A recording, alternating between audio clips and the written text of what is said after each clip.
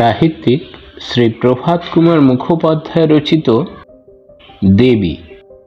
সে আজ কিঞ্চিদধিক 100 বৎসরের কথা। পৌষ মাসের দীর্ঘ রজনী আর কিছুতেই পোহাইতেই চাহে না। উমাপ্রসাদের নিদ্রাভঙ্গ হইল। লেপের ভিতর অনুসন্ধান করিল, স্ত্রী নাই। বিছানা হাতড়াইয়া দেখিল তাহার ষোড়শী পত্নী একপাশে গুটিসুটি হইয়া পড়িয়া ঘুমাইতেছে। সরিয়া গিয়া অতি সন্তর্পণে তাহার গায়ে লেপখানা চাপাইয়া দিল। পাশে পায়ের দিকে হাত দিয়া দেখিল কোথাও ফাঁক হইতেছে কিনা। উমাপ্রসাদ 20 বর্ষীয় যুবক। সম্প্রতি সংস্কৃত ছাড়িয়া শখ করিয়া পারস্য ভাষা শিক্ষা করিতে আরম্ভ করিয়াছে। মা নাই, পিতা পরম পণ্ডিত, পরম ধার্মিক, নিষ্ঠাবান, শক্তি উপাসক, গ্রামের জমিদার। সম্মানের সীমা নাই। অনেকের বিশ্বাস উমাপ্রসাদের পিতা কালীকিঙ্কর রায় মহাশয় একজন প্রকৃত সিদ্ধ পুরুষ, আদ্যাশক্তির বিশেষ অনুগৃহীত। গ্রামের আবাল বৃদ্ধ তাহাকে দেবতার মতো শ্রদ্ধা করে। উমাপ্রসাদ আপনার নবীন জীবনে সম্প্রতি নবপ্রণয়ের মাদকতা অনুভব করিতে আরম্ভ করিয়াছে। 5-6 বৎসর পূর্বে তাহার বিবাহ হইয়াছে বটে, কিন্তু পত্নীর সহিত ঘনিষ্ঠতার সূত্রপাত এই নতুন। স্ত্রীর নাম দয়াময়ী। স্ত্রীর গাত্র আবৃত করিয়া উমাপ্রসাদ তাহার গণ্ডস্থলে একখানি হাত রাখিল। দেখিল সে স্থান শীতে শীতল হইয়া গিয়াছে। অত্যন্ত ধীরে ধীরে পত্নীর মুখচুম্বন করিল। যেরূপ নিয়মিত তালে দয়াময়ীর নিঃশ্বাস বহিতেছিল, সহসা তাহার ব্যতিক্রম হইল। উমা জানিল স্ত্রী জাগিয়াছে। মৃদুস্বরে ডাকিল, দয়া। দয়া বলিল, কি? কৃপটা খুব দীর্ঘ করিয়া বলিল, তুমি বুঝি জেগে রয়েছ? দয়া ঢোক গিলিয়া বলিল, না, ঘুমোচ্ছিলাম। উমাপ্রসাদ আদর করিয়া স্ত্রীকে বুকের কাছে টানিয়া আনিল। বলিল, ঘুমোচ্ছিলে তো উত্তর দিলে কে? দয়া তখন আপনার ভুল বুঝিতে পারিয়া অপ্রতিভ হইল। বলিল, আগে ঘুমোচ্ছিলাম, এখন জেগে উঠলাম। উমাপ্রসাদ জিজ্ঞাসা করিল, এখন কখন? ঠিক কোন সময়ে? ভারী দুষ্টু। কোন সময় আবার? সেই তখন। কখন? যাও, আমি জানি না বলিয়া দয়া স্বামীর বাহুপাশ হইতে মুক্ত হইবার বৃথা চেষ্টা করিল। ঠিক কখন জাগিয়াছে দয়াও কিছুতে বলিবে না, তাহার স্বামীও কিছুতে ছাড়িবে না। কিয়ৎক্ষণ মান অভিমানের পর দয়ার পরাজয় হইল। উত্তর দিল, সেই এখন তুমি বলিয়া থামিল। আমি কি করলাম? দয়া খুব তাড়াতাড়ি করিয়া বলিল, সেই যখন তুমি আমায় চুমু খেলে।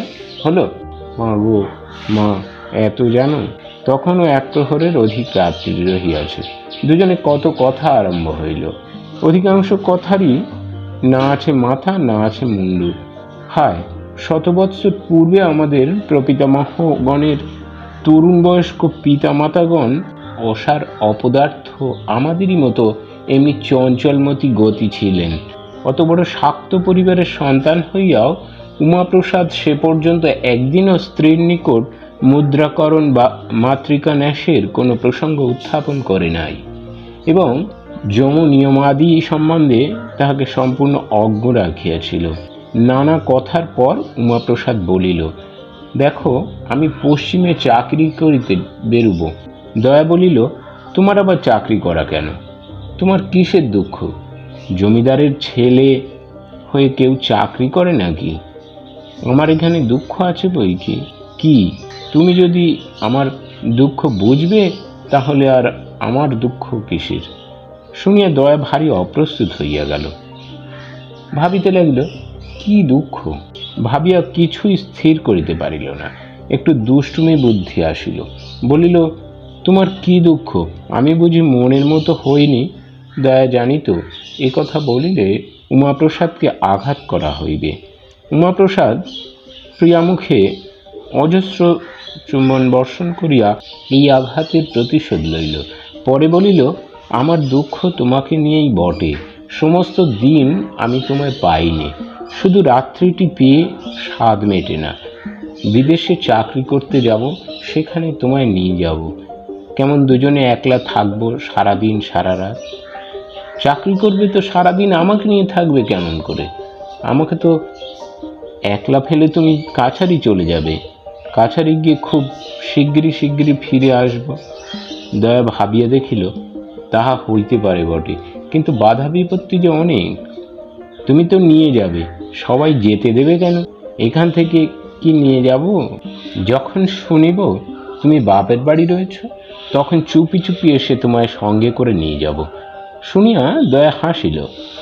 ইও কি সম্ভব নাকি? কতদিন আমরা থাকবো সেখানে? অনেক বছর থাকবো। দয়া মুচকি মুচকি হাসিতেছিল। সহসা একটা কথা তার মনে পড়িয়া গেল।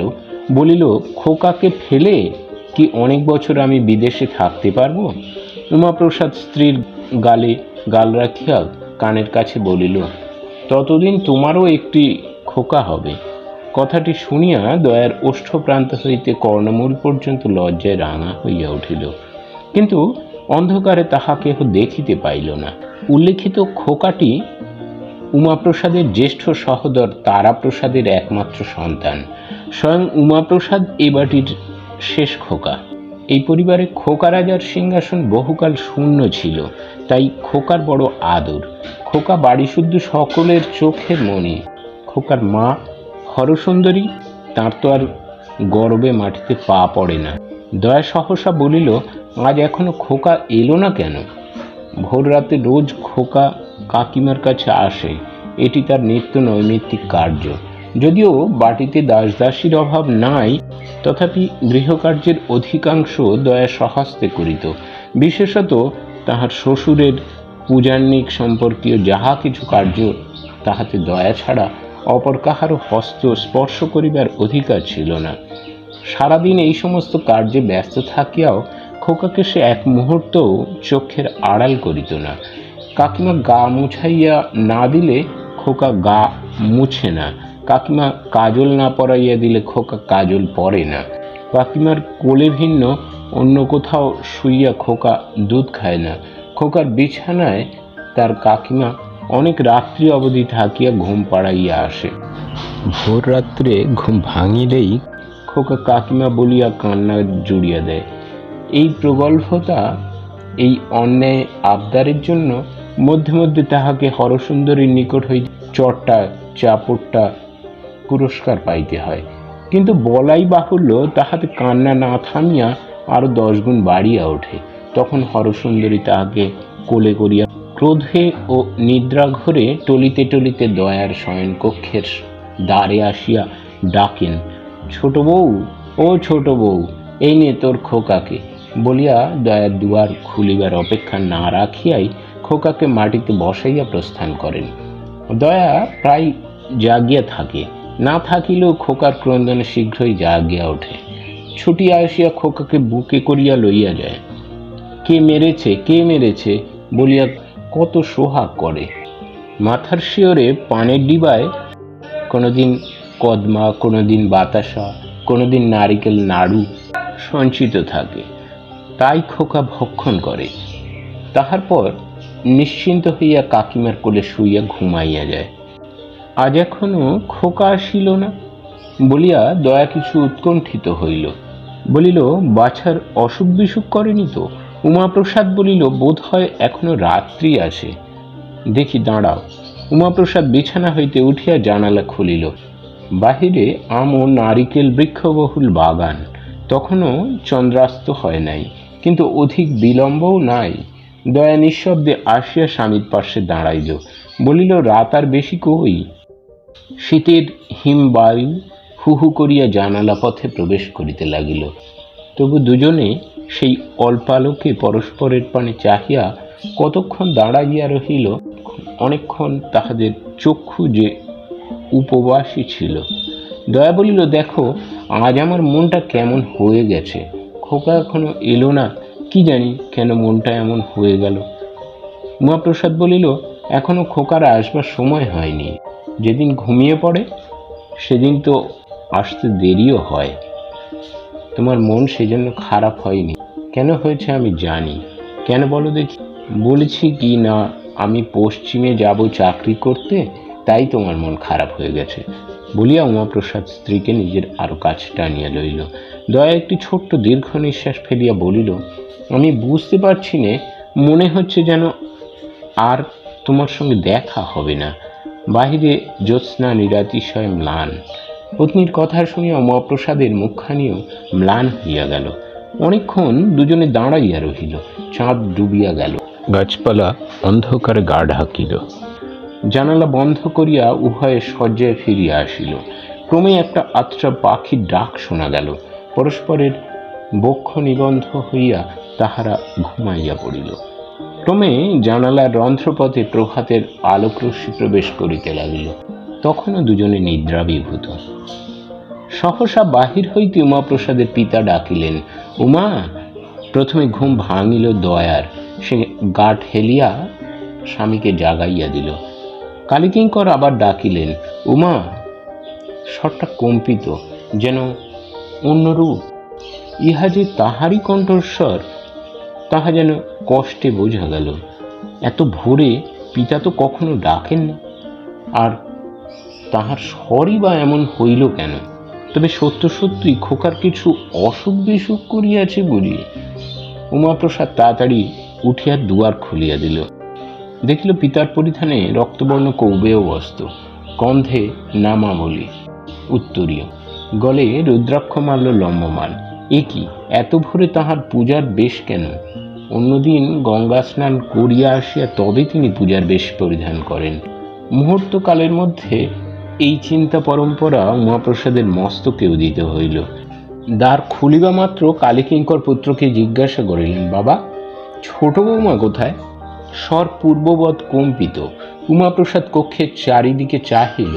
দয়া শয্যা ত্যাগ করিয়া উঠিয়া কিছু দূরে জড়সড় হইয়া দাঁড়াইয়াছিল। কালীকিঙ্করও সেই দিকে নেত্রপাত করিলেন। বধূকে দেখিতে পাইবা মাত্র নিকটবর্তী হইয়া তাহার পদতলে ষষ্ঠাঙ্গ প্রণিপাত করিলেন। উমাপ্রসাদ বিস্ময়ে বাক্যহীন। দয়াময়ী শ্বশুরের এই অদ্ভুত আচরণ দেখিয়া নিষ্পন্দভাবে দাঁড়াইয়া রহিল। প্রণামান্তে কালীকিঙ্কর বলিলেন, মা, আমার জন্ম সার্থক হলো, কিন্তু এতদিন কেন বলিসনি মা? উমাপ্রসাদ বলিল, বাবা। কালীকিঙ্কর বলিলেন, বাবা, ইহাকে প্রণাম করো। উমাপ্রসাদ বলিল, বাবা, আপনি কি উন্মাদ হয়েছেন? উন্মাদ হইনি বাবা, এতদিন উন্মাদ ছিলাম বটে, আজ আরোগ্য লাভ করেছি, সেও মার কৃপায়। উমাপ্রসাদ পিতার কথা কিছুই অর্থ করিতে পারিল না। বলিল, বাবা, আপনি কি বলছেন? কালীকিঙ্কর বলিলেন, বাবা, আমার বড় সৌভাগ্য, যে কুলে জন্মেছি তা পবিত্র হলো। বাল্যকালে কালী মন্ত্রে দীক্ষিত হয়েছি। এতদিন যে সাধনা, যে আরাধনা করলাম তা নিষ্ফল হয়নি। মা জগন্ময়ী কৃপা করে ছোট বৌমার মূর্তিতে আমার গৃহে স্বয়ং অবতীর্ণ হয়েছেন। গত রজনীতে স্বপ্নযোগে আমি এই প্রত্যাদেশ পেয়েছি। আমার জীবন ধন্য হল। দয়াময়ী ছিল মানবী, সহসা দেবত্বে অভিষিক্ত হইল। পূর্বোক্ত ঘটনার পর 3 দিন অতিবাহিত হইয়াছে। এই দিবসত্রয়ে এই সংবাদ বহুদূর ব্যাপ্ত হইয়া গিয়াছে। আশপাশের বহু গ্রাম হইতে বহুজন আসিয়া প্রসিদ্ধ শাক্ত জমিদার কালীকিঙ্কর রায়ের বাটিতে দয়াময়ী রূপিণী আদ্যাশক্তিকে দর্শন করিতে গিয়াছে। দয়াময়ীর রীতিমতো পূজা আরম্ভ হইয়াছে। ধূপ দীপ জ্বালিয়া, শঙ্খ ঘণ্টা বাজাইয়া ষোড়শ প্রচারে তাহার পূজা হয়। এই কদিনে দয়াময়ীর সম্মুখে বহু সংখ্যক ছাগ বলি হইয়া গিয়াছে। কিন্তু এই 3 দিনে দেবতার পূজা পাইয়াও দয়াময়ী কেবল কাঁদিতেছে। আহার নিদ্রা এক প্রকার ত্যাগ করিয়াছে বলিলেই হয়। এই আকস্মিক অদ্ভুত ঘটনায় তাকে এমন অভিভূত বিপর্যস্ত করিয়া ফেলিয়াছে যে সে 2 দিন আগে এই বাটির বধূ ছিল। শ্বশুর ও ভাসুরের সাক্ষাতে বাহির হইত না। এ সমস্তই বিস্মৃত হইয়াছে। এখন আর তাহার মুখে অবগুণ্ঠন নাই। যাহার তাহার পানে শূন্য দৃষ্টিতে পাগলিনীর মতো চাহিয়া থাকে। তাহার কণ্ঠস্বর অত্যন্ত মৃদু ভাবাপন্ন হইয়াছে। রক্তবর্ণে চক্ষু দুটি ফুলিয়াছে। বেশবাস সুসম্বৃত নাই। রাত্রি দ্বীপ্রহর। পূজার ঘরে একটি কোণে ঘৃতদ্বীপ মিটমিট করিয়া জ্বলিতেছে। পুরো কম্বলের বিছানায় রেশমি বস্ত্রের আবরণ, তাহার উপর দয়াময়ী শয়ন করিয়া আছে। গায়ে একখানি মোটা শাল, দুয়ার বন্ধ ছিল মাত্র, অর্গলিত ছিল না। অত্যন্ত ধীরে ধীরে দুয়ার খুলিতে লাগিল। চোরের মতো সন্তর্পণে উমাপ্রসাদ প্রবেশ করিল, দুয়ার বন্ধ করিয়া খিল দিল। উমাপ্রসাদ দয়াময়ীর বিছানায় আসে বসিল। সেদিন উষাকালের ঘটনার পর স্ত্রীর সহিত এই তাহার প্রথম নিভৃত সাক্ষাৎ। দয়াময়ী জাগিয়াছিল, স্বামীকে দেখিয়া উঠিয়া বসিল। উমাপ্রসাদ বলিল, দয়া, এ কি হাল? আজ 3 দিনের পর দয়া স্বামীর মুখে একটি স্নেহমাখা কথা শুনিল। এই 3 দিনকাল ভক্তগণের মা মা শব্দে তাহার হৃদয়দেশ মরুভূমির মতো শুষ্ক হইয়া পড়িয়াছিল। স্বামীর মুখনিসৃত এই আদরের বাণী তাহার প্রাণে যেন অকস্মাৎ সুধা বৃষ্টি করিয়া দিল। দয়া স্বামীর বুকে মুখ লুকাইল। উমাপ্রসাদ স্ত্রীর গায়ের শাল মোচন করিয়া তাহাকে বক্ষে চাপিয়ে ধরিল। উচ্ছ্বসিত স্বরে বারংবার বলিতে লাগিল, দয়া, এ কি হাল, এ কি হাল? দয়া নির্বাক। উমাপ্রসাদও কিয়ৎক্ষণ নীরব রহিল। তারপরে বলিল, দয়া, তোমার কি মনে হয় যে এ কথা সত্যি? তুমি আমার দয়া নও, তুমি দেবী? এইবার দয়া কথা কহিল, বলিল, না, আমি তোমার স্ত্রী ছাড়া আর কিছুই নই, আমি তোমার দয়া ছাড়া আর কিছুই নই, আমি দেবী নই, আমি কালী নই। এ কথা শুনিয়া উমাপ্রসাদ সাগ্রহে স্ত্রীর মুখচুম্বন করিল, বলিল, দয়া, তবে চলো আমরা এখান থেকে পালিয়ে যাই। এমন কোনো দূর দেশে গিয়ে থাকবো যেখানে কেউ আর আমাদের সন্ধান পাবে না। দয়া বলিল, তাই চলো, কিন্তু কি উপায়ে যাবে? উমাপ্রসাদ বলিল, সে সমস্ত আমি ঠিক করব, কিছু সময় যাবে। দয়া বলিল, কবে কবে? শীঘ্রই ঠিক করো, নইলে বেশি দিন আমি বাঁচব না। আমার প্রাণ ওষ্ঠাগত হয়েছে, যদি মৃত্যুও না হয় তবে আমি পাগল হয়ে যাব। উমাপ্রসাদ বলল, না দয়া, তুমি কিছু ভেবো না, 7 দিন তুমি ধৈর্য ধরে থাকো। আজ শনিবার, আগামী শনিবার রাত্রে তোমার কাছে আসবো, আবার তোমাকে নিয়ে গৃহত্যাগ করব। ওই 7 দিন তুমি আশায় বুক বেঁধে কাটিয়ে দাও, লক্ষ্মী আমার, সোনা আমার। দয়া বলিল, আচ্ছা। উমাপ্রসাদ বলিল, এখন তবে যাই, কেউ আবার এসে না পড়ে, বলিয়া সে পত্নীকে গাঢ় আলিঙ্গন করিয়া বিদায় লইল।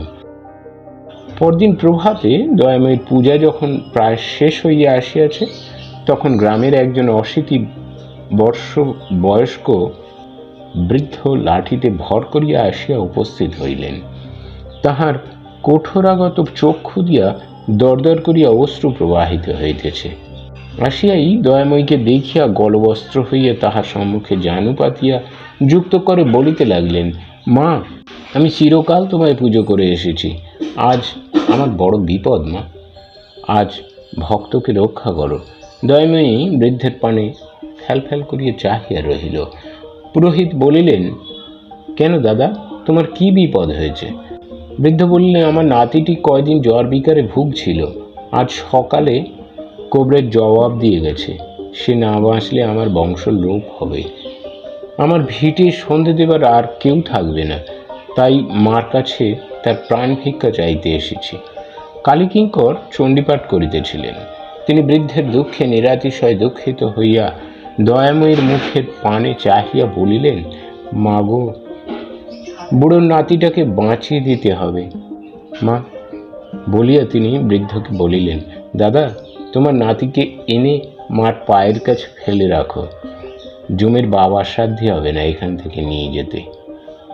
এই কথা শুনিয়া বৃদ্ধ মহা আশ্বস্ত হইলেন। যষ্টিতে ভর দিয়া গৃহাভিমুখে ছুটিলেন। 1 দণ্ডকাল পরে বিধবা পুত্রবধূর কোলে নাতিটির সহিত বৃদ্ধ ফিরিয়া আসিলেন। দয়াময়ীর পদতলে বিছানা করিয়া মৃতকল্প শিশুটিকে রাখা হইল। কেবল মাঝে মাঝে চরণামৃতের পাত্র হইতে কুশি করিয়া একটু একটু চরণামৃত লইয়া পুরোহিত তাহার মুখে দিতে লাগিলেন।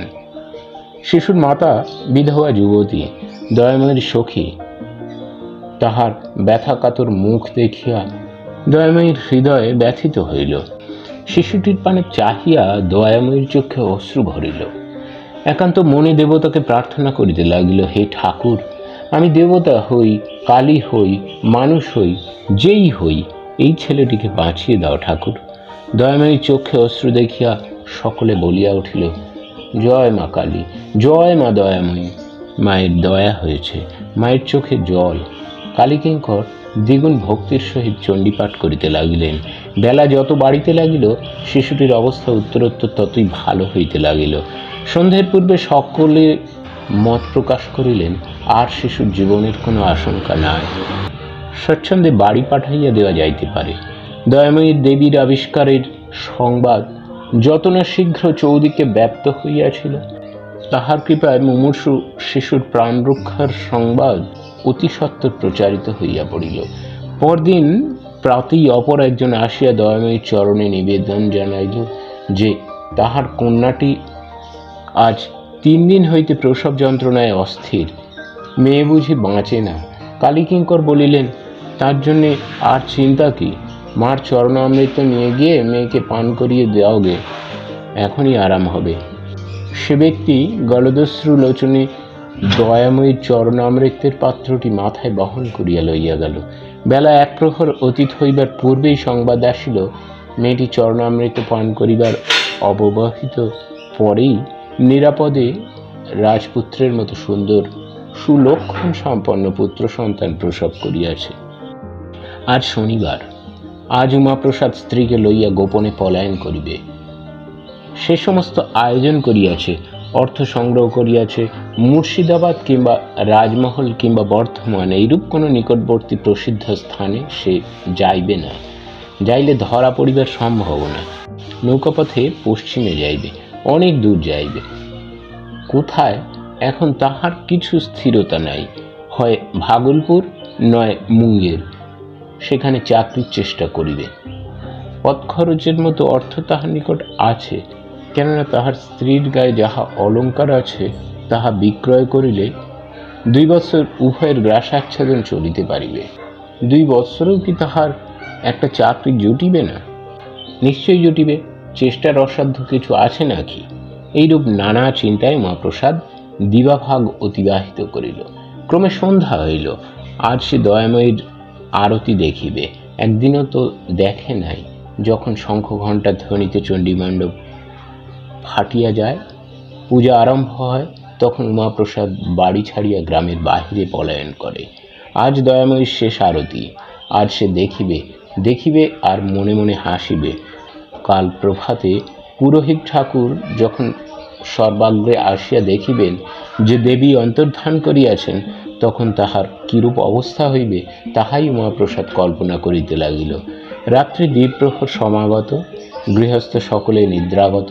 চোরের মতো উমাপ্রসাদ শয্যা ত্যাগ করিল। অন্ধকারে ধীর পদে পূজার ঘরের দিকে অগ্রসর হইল। ধীরে ধীরে দ্বার মোচন করিয়া ভিতরে প্রবেশ করিল। কোণে সেইরূপ ঘৃত দ্বীপ মিটমিট করিয়া জ্বলিতেছে। দয়াময়ীর শয্যায় উমাপ্রসাদ গিয়া বসিল। দয়াময়ী নিদ্রামগ্ন। প্রথমে উমাপ্রসাদ সস্নেহে দয়াময়ীর মুখ চুম্বন করিল, পরে গা ঠেলিয়া তাহাকে জাগাইল। নিদ্রাভঙ্গে দয়াময়ী ধর্মর করিয়া বিছানায় উঠিয়া বসিল। উমাপ্রসাদ বলিল, দয়া, এত ঘুম, ওঠো চলো। দয়া বিস্মিতের মতো বলিল, কোথায় কোথায়? যাবার সময় তুমি জিজ্ঞেস করছো কোথায়? চলো, আজ রাত্রে নৌকো করে আমরা পশ্চিমে চলে যাই। দয়া কিয়ৎক্ষণ নীরবে চিন্তা করিল। উমাপ্রসাদ বলিল, ওঠো ওঠো, পথে গিয়ে ভেবো, এখন সব ঠিকঠাক করে রেখেছি, চলো চলো। এই কথা বলিয়া উমাপ্রসাদ স্ত্রীর হস্ত ধারণ করিল। দয়া সহসা হাত ছাড়াইয়া লইয়া বলিল, তুমি আর স্ত্রীভাবে আমাকে স্পর্শ করো না। আমি যে দেবী নই, আমি যে তোমার স্ত্রী, তা আর আমি নিশ্চয় করিয়া বলিতে পারিনি। কথাটা শুনিয়া উমাপ্রসাদ হাসিয়া উঠিল। স্ত্রীর গলা ধরিয়া তাহাকে চুম্বন করিতে যাইতেছিল, কিন্তু দয়াময়ী সহসা তাহার নিকট হইতে অপসৃত হইয়া দূরে বসিল। বলিল, না না, হয়তো তোমার অকল্যাণ হবে। এই কথায় উমাপ্রসাদ যেন বজ্রাহত হইল। বলিল, দয়া, তুমিও পাগল হলে?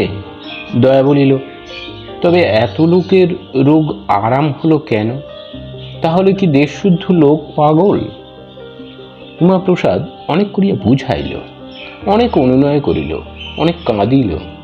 দয়াময়ের মুখে কেবল সেই কথা, না না, তোমার অকল্যাণ হবে। হয়তো আমি তোমার স্ত্রী নই, হয়তো আমি দেবী। শেষকালে উমাপ্রসাদ বলিল, তুমি দেবী হলে এমন পাষাণী হতে না, এততেও তোমার মন অটল রহিল। দয়াময়ী এইবার কাঁদিতে কাঁদিতে বলিল, ওগো, তুমি আমাকে বুঝতে পারলে না। উমাপ্রসাদ দয়াময়ীর শয্যা ত্যাগ করিয়া কিয়ৎক্ষণ ক্ষিপ্তের মতো হইয়া কক্ষে অস্থিরভাবে পদচারণা করিয়া বেড়াইল। পরে হঠাৎ দয়াময়ীর কাছে আসিয়া বলিল, দয়া, আমার সঙ্গে তোমার বিবাহ হয়েছিল? দয়া বলিল, তা হয়েছিল বই কি। তুমি যদি দেবী, তুমি যদি কালী, আমি তো তাহলে মহাদেব, নইলে তোমার সঙ্গে আমার বিবাহ হলো কি করে? এ কথায় দয়া কি উত্তর দিবে, সে চুপ করিয়া রহিল। উমাপ্রসাদ আবার আরম্ভ করিল, তুমি যদি আদ্যাশক্তি ভগবতী হও, তবে নরলোকে কার সাধ্য যে তোমাকে বিবাহ করে? আমি যে তোমাকে বিবাহ করেছি, এতদিন যে আমি তোমার স্বামীর আসনে অধিষ্ঠিত রয়েছি, এতেই তো বোঝা যাচ্ছে যে আমিও মানুষ নই, আমিও দেবতা, আমি স্বয়ং মহেশ্বর। দয়াময়ী বলিল, যদি তাই হয় তবে আমি তোমার স্ত্রী, দেবী হই, মানুষ হই, আমি তোমার স্ত্রী। এ কথা শুনিয়া উমাপ্রসাদ যেন হাতে স্বর্গ পাইল। স্ত্রীকে বক্ষে চাপিয়ে ধরিল, বলিল, চলো তবে আমরা যাই। এখানে যতদিন থাকব ততদিন তোমার আমার বিচ্ছেদ থাকবে। দয়াময়ী বলল, তবে চলো, খানিকটা হাঁটিয়া গঙ্গার ধারে পৌঁছিয়া নৌকা চড়িতে হইবে। কিন্তু কিছু দূরে চলিয়া দয়া সহসা থামিয়া আবার বলিল, আমি যাব না।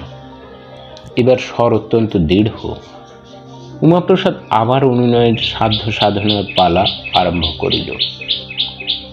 কিছুতেই কিছু ফলোদয় হইল না। দয়া বলিল, আমি যদি দেবী, তুমি আমার স্বামী মহেশ্বর, তবে দুজনেই এখানে থাকি, দুজনেই পূজা গ্রহণ করি, পালাবো কেন? এতজনের ভক্তিতে আঘাত দেব কেন? আমি পালাবো না, চলো ফিরে যাই। উমাপ্রসাদ মর্মাহত হইয়া বলিল, তুমি একা ফিরে যাও, আমি যাব না। তাহাই হইল। দয়া একা দেবীত্বে ফিরিয়া গেল। উমাপ্রসাদ সেই নিশীথ অন্ধকারে মিলাইয়া গেল। পরদিন তাহার আর কোনো উদ্দেশ্য পাওয়া গেল না। দয়াময়ীর দেবীত্বে সকলেই বিশ্বাসবান, কেবল বিশ্বাস করে নাই তাহার বড় বধূ হরসুন্দরী, খোকার মা। প্রথম 2-4 দিন তাহার বড় বধূই দয়াময়ীর জুড়াবার ঠাঁই হইয়াছিলেন। প্রথম যখন স্বয়ং দয়াময়ী বিশ্বাস করিতে চাহে নাই যে সে দেবী, তখন সে একদিন বড় বধূর কাছে গিয়া কাঁদিয়া পড়িয়াছিল, দিদি, আমার এ কি হলো? তিনি বলিয়াছিলেন, কি করব বোন, ঠাকুর পাগল হয়ে গিয়েছেন, বুড়ো বয়সে ওনার ভীমরতি ধরেছে। উমাপ্রসাদের নিরুদ্দেশের পর 2 সপ্তাহ গেল। 3য় সপ্তাহে খোকা জ্বর হইল। দিন দিন ছেলে শুকাইয়া যাইতে লাগিল। বৈদ্য আসিল, কিন্তু কালীকিঙ্কর তাহাকে চিকিৎসা করিতে দিলেন না। বলিলেন, আমার বাড়িতে স্বয়ং মার অধিষ্ঠান, কত কত দুঃসাধ্য রোগ মার চরণামৃত পান করে ভালো হয়ে গেল, আর আমার বাড়িতে রোগ হলে বৈদ্য এসে চিকিৎসা করবে? বড় বধূ নিজ স্বামী তারাপ্রসাদের কাছে কাঁদিয়া পড়িলেন, ওগো, ছেলেকে বদ্যি দেখাও গো, নইলে আমার ছেলে বাঁচবে না। ও রাক্ষসী ডাইনি আমার ছেলেকে বাঁচাতে পারবে না, ওর কি সাধ্যি? তারাপ্রসাদ অত্যন্ত পিতৃভক্ত। পিতার বিশ্বাস, মাতার বিধান, এ সমস্ত তিনি বেদের মতো মান্য করেন। তিনি স্ত্রীকে বলিলেন, খবরদার ও কথা বলো না, ছেলের অকল্যাণ হবে, মা যা করবেন তাই হবে। কিন্তু বড় বধূর প্রতিদিনকার কাকুতি মিনতি ও ক্রন্দনে কর্তা একদিন গলবস্ত্র হইয়া দয়াকে জিজ্ঞাসা করিলেন, মা, খোকার যে ব্যারাম হয়েছে তাতে বৈদ্য দেখাবার প্রয়োজন আছে কি? দয়াময়ী বলিলেন, না, আমি ওকে ভালো করে দেব। কালীকিঙ্কর নিশ্চিন্ত হইলেন, তারাপ্রসাদও নিশ্চিন্ত হইলেন। খোকার মা একদিন একটি বিশ্বস্ত ঝিকে কবিরাজের কাছে পাঠাইয়া দিলেন। যাহা কিছু রোগের বিবরণ সব বলিয়া দিলেন। ঔষধ চাই। কবিরাজ মহাশয় এই প্রস্তাব শুনিয়া দন্তে জিহ্বা দংশন করিয়া বলিলেন, মা ঠাকুরুনকে বলিস, যখন স্বয়ং শক্তি বলেছেন তিনিই খোকাকে আরোগ্য করে দেবেন, তখন আমি ওষুধের ব্যবস্থা করে অপরাধী হতে পারবো না। যাহার সঙ্গে দেখা হয় তাহাকেই খোকার মা কাঁদিয়া বলেন, ওগো কিছু ওষুধ বলে দাও, আমার ছেলে বাঁচে না। সকলেই বলে, ও মা ও কথা বলো না, তোমার ভাবনা কি? তোমার ঘরে স্বয়ং আদ্যাশক্তি বিরাজ করছেন। খোকার ব্যারাম ক্রমেই বাড়িয়া উঠিল। দয়া বলিল, খোকাকে এনে আমার কোলে দাও। খোকাকে কোলে করিয়া দয়া সমস্ত দিন বসিয়া রহিল। খোকা অনেকটা ভালো রহিল, কিন্তু রাত্রে আবার খোকার ব্যারাম বৃদ্ধি হইল। দয়াময়ী একান্ত মনে একান্ত প্রাণে কত করিয়া খোকাকে আশীর্বাদ করিল, খোকার গায়ে হাত বুলাইল, কিন্তু কিছুতেই খোকা বাঁচিল না। যখন খোকার মৃত্যু সংবাদ বাড়িতে প্রচারিত হইল, তখন তারাপ্রসাদ অধীর হইয়া ছুটিয়া আসিল, দয়াময়ীকে বলিল, রাক্ষসী খোকাকে নিলি, কিছুতেই মায়া ত্যাগ করতে পারলি নে? খোকার মা প্রথমে শোকে অত্যন্ত বিহ্বল হইল। যখন কতকটা সুস্থ হইল, তখন দয়াময়ীকে যা মুখে আসিল তাই বলিয়া গালি দিল। বলিল, ও দেবী কোথায়? ও ডাইনি। দেবী কখনো ছেলে খায়? কালীকিঙ্কর ছলছল নেত্রে দয়ার পানে চাহিয়া বলিলেন, মা খোকাকে ফিরিয়ে দে, এখনো দেহ নষ্ট হয়নি, ফিরিয়ে দে মা, ফিরিয়ে দে। দয়াময়ী ঝরঝর করিয়া কাঁদিতে লাগিল। মনে মনে যমরাজকে উদ্দেশ্য করিয়া আজ্ঞা করিল, এখনই খোকার আত্মা খোকার শরীরে ফিরাইয়া দেওয়া হোক। তাহাতে যখন হইল না, তখন মিনতি করিল। আদ্যাশক্তির মিনতিতেও যমরাজা খোকার প্রাণ ফিরাইয়া দিলেন না। তখন নিজের দেবীত্বে দয়ার অবিশ্বাস জন্মিল। আজ তাহার পূজা ইত্যাদি প্রায় বন্ধ বলিলেই হয়। সমস্ত দিন কেহ তাহার কাছে আসিল না। দয়া একাকিনী বসিয়া সারাদিন চিন্তা করিল। সন্ধ্যা হইল, আরতির সময় উপস্থিত। যেমন তেমন করিয়া আরতি হইল। পরদিন কালীকিঙ্কর উঠিয়া পূজার ঘরে গিয়া দেখিলেন, সর্বনাশ। পরিদেহ বস্ত্র রজ্জুর মতো করিয়া পাকাইয়া কড়িকাঠে লাগাইয়া দেবী আত্মহত্যা করিয়াছেন। ভালো লাগলে লাইক করুন, খুব ভালো লাগলে শেয়ার করুন, আর উৎসাহ দিয়ে পাশে থাকতে আমাদের চ্যানেল পাঠে গল্প ও কবিতাটিকে সাবস্ক্রাইব করুন। এতক্ষণ আমাদের সাথে থাকার জন্য আপনাকে অসংখ্য ধন্যবাদ।